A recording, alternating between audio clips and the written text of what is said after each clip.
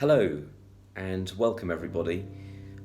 My name's Julian and I'm just a man that just wants to share my thoughts and experiences, and I thought I'd use this opportunity of the modern day of social media and YouTube in order to be able to do that. So what do I want to discuss? Well, basically I wanted to discuss the importance of travelling alone.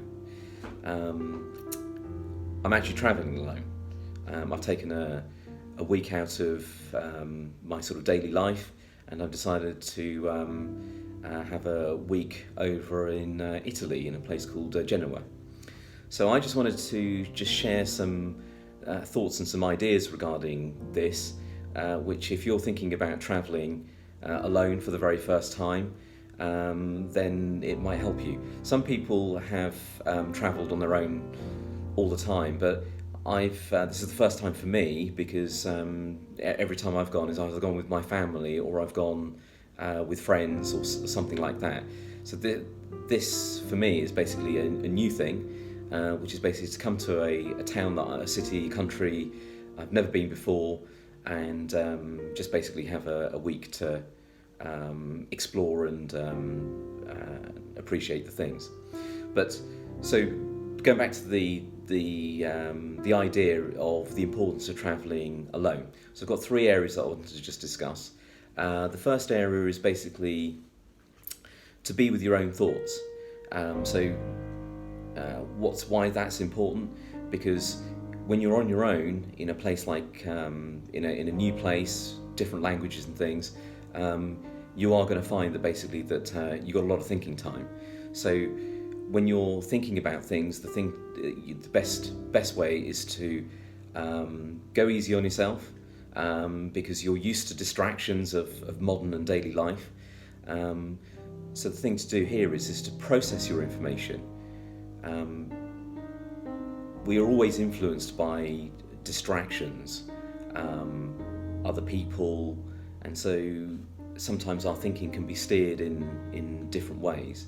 And when you're here on your own, it's very important to understand that these thoughts actually then start becoming your own thoughts without any influences or any distractions. So it's a great way to clarify your thoughts. Maybe you need to write down your thoughts and question your thoughts. And by questioning your thoughts, you may be able to come up with some answers. You may not be able to come up with some answers, but be ready to answer them at some point.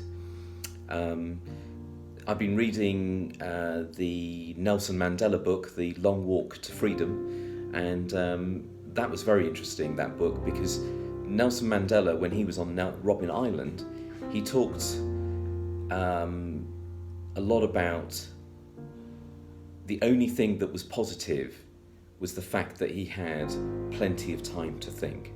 He was on Robben Island for nearly 18 years, so he had a lot of thinking time. And I suppose that gives you an idea of the sort of things that you might have to do. So the second point I'd like to talk about is to experience total focus on yourself. And what do I mean by that? Well, basically, again, when you're in modern day life, you get up in the morning, you're hit with emails, you're hit with notifications, everything is coming at you at force, so you don't really have much time to focus on yourself. Some people just get up and then they go straight to work, and then they battle it out all day long, and then they come back home, and then they battle it out in the evening. So there really isn't any time to really sort of focus on yourself. You have to be extremely disciplined in order to be able to focus on yourself. You have to get up really early. You have to find some time in order to be able to do that. And it's not always so possible for a lot of people.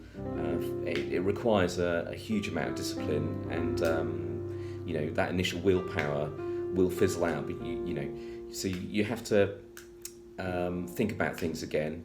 So by coming away on your own, experience total focus on yourself. So things like, for example, do some exercise. You could be doing 4 minutes Tabata in your hotel room. Go for a long walk. Go for a run. Do some press-ups. do some squats, that type of thing. It doesn't have to be anything major or energetic, but I just think that you should just go and do something in order to get the blood flowing around the system.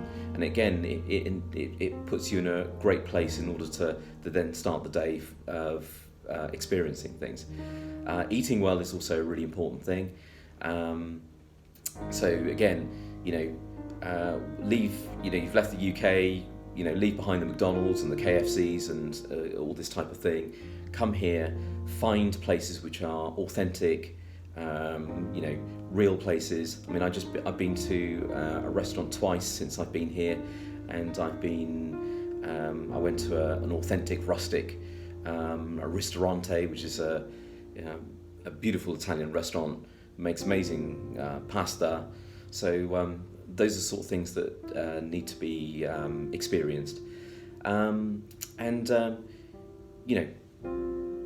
Take yourself to places like museums and galleries and parks. And if you're near a seaside, go to the seaside. Listen to the birds singing, and just let that all soak into you. And the amazing thing about that is that it's like you're like a sponge, and then it all absorbs in, and then you can process that whole thing in the evening, and you feel great. So again, the second thing is experience total focus on yourself. And going on to my last point, which was to basically to challenge yourself to do uncomfortable actions. And again, we're in our modern day of life and in our system, we don't really put ourselves in very uncomfortable positions.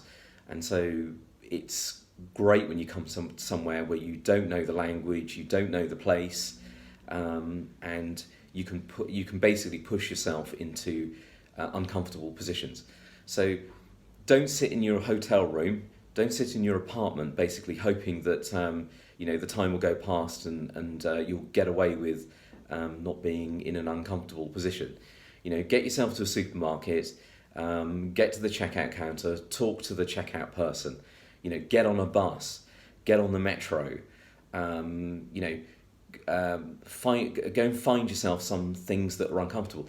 I mean, I just basically went to go and buy some theatre tickets because basically I wanted to go and see an opera or some kind of show, but it was difficult because basically the lady didn't speak any English. My Google Translator didn't work. We were just pointing at each other, and the whole thing was a epic fail. But it was uncomfortable. I was sweating a little bit. She was getting a little bit uncomfortable, but it was a good experience. Maybe next time I'll make sure that I've written down something on my piece of paper in order to do that. So so challenge yourself. So to recap what I'm basically saying, the importance of traveling alone is to be with your own thoughts, to experience total focus on yourself, do the work on the exterior work and do the work on the interior work, and challenge yourself to be in uncomfortable places. So thank you for listening.